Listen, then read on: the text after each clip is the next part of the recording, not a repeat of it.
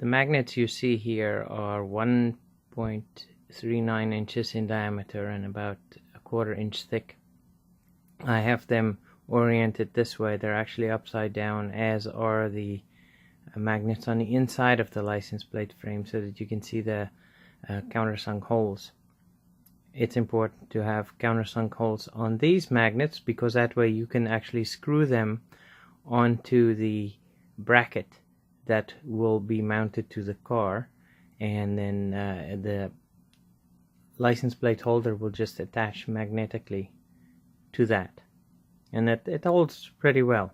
These are very strong magnets.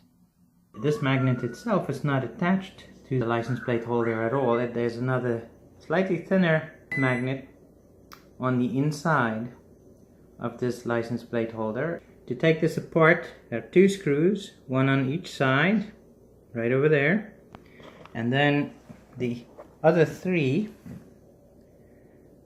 which is more like a hex screw, a small hex screw. You need a special screwdriver for that.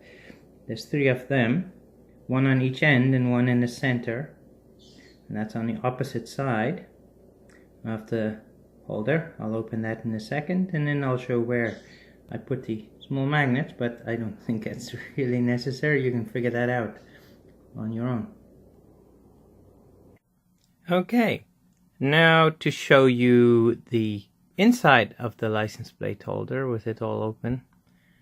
I have the license plate on a piece of felt cloth there, just not to scratch anything and to make sure nothing rolls off.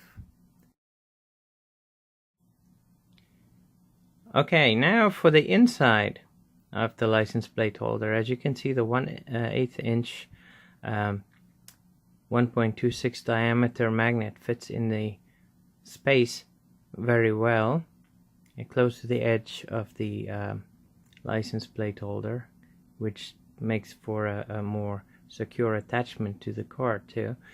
I have it with the positive side facing up, and it really should be the other way around, and I will turn it around later. That was just how I had it, so that the countersunk hole would be on top when it was closed, but it actually goes with that line on the other side. You just have to experiment if you do this with the other magnet. The next short video that I'll probably attach to this one, so it won't be a separate video, will show the bracket. Okay, here are the individual components of the bracket. These two lower pieces here is actually poly-propylene cutting board material. I spray painted them black. You can probably get that in black. They come in different thicknesses, but you need at least a 1/2 inch thick. And I shaped them to fit into the cavity where the grill is. So the top part is where the magnet is. The rest is just to hold things, to stabilize it. That metal bar you see there, that's an aluminum. It's hollow, not very strong, but very light. I actually put a piece of wood inside to give it a little more integrity. There are probably other things that you can use that's better. This is just what I had lying around, so I thought I'd use that. These are 6 32nd threaded stainless steel rods, and I actually just put a sleeve on them so it can be black, and also not able to scratch anything. It also kind of reinforces them a little so they don't bend as easily.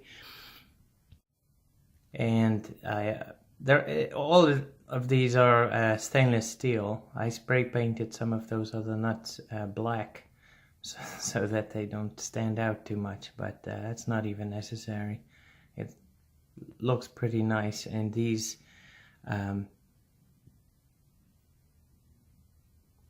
magnets are behind the license plate, so when the license plate is attached you don't see them. But I might actually spray those black too, or put some some black Gorilla Tape on the front of it at least. And yeah, that's it. As you can see, these are J-hooks. I bought them like this because that was the length of J-hook that was available, and I didn't really have much of a choice. I might have preferred if they were all really round, like the one in the center, but they weren't. So the two on the outside are longer. Anyway, I bought the center one in that length, and I didn't make any modifications on it. Although it's a little long, it's not that much too long. The other ones I cut exactly to size, so that when the magnets are attached with the polypropylene plastic, the nut comes exactly to where that ends, so it it doesn't stick out. Anyway, I'm going to assemble it and then show what that looks like, and later on I will attach it to the car and include that in this video too. The bracket all assembled. As you can see, I have heat shrink tubing around the J-hook, at least the part that's not that I didn't need the thread. I have a lock washer in between two nuts on each side of everything that I'm attaching, and the reason for that is so that I don't put more stress on the grill than necessary. This is just to hold it in place, and it's not really pulling because of the shape of these polypropylene pieces that I have cut to the shape of the inside of the bumper. As you can see, the same applies to the J-bolts that go on the outside, and for more stability, the ones on the side are essential to tighten the bracket.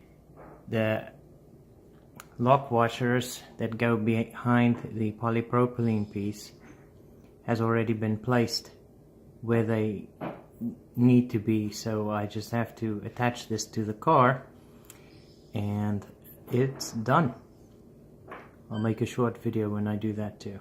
Just one more short look at the back of this license plate holder. As you can see, I have foam, just 3 pieces. It's really all you need, and the purpose of that foam is just to keep the license plate holder from scratching the paint on the bumper. That's essentially what it's there for. There's no other point where it contacts the bumper. Now I'm going to install the license plate holder on the front. You can see there's nothing there right now. There is the bracket and the license plate holder already attached. I can pick this up so you can see it. It holds it very securely. There's no way it will come off. Okay, the first thing I'm going to do is insert the J-hook behind the grill. The lowest possible position. I actually measured it and made the other thing for that to be more or less level. Both of them are on the side of the center, are inserted from that direction. The center one is inserted from the other direction. For the purposes of showing you this, I am not actually going to fasten the center bolt. It is usually the first bolt, or it can be the last bolt to fasten, but it has to be inserted before you do the sides anyway.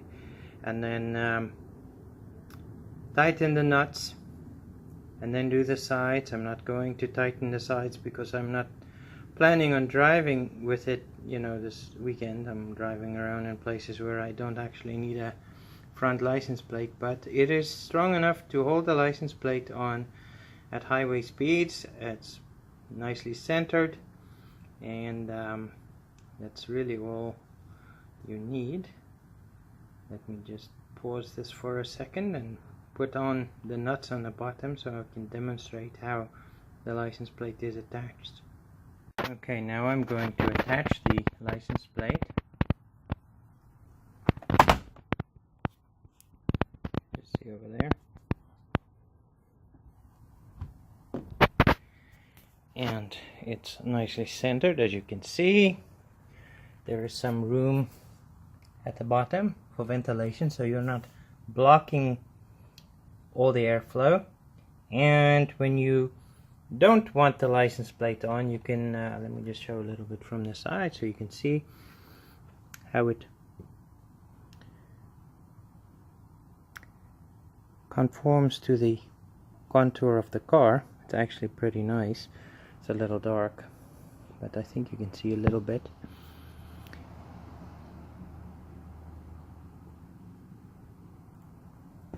You can paint all the stainless steel a little darker or white or whatever, depending on the color of your car.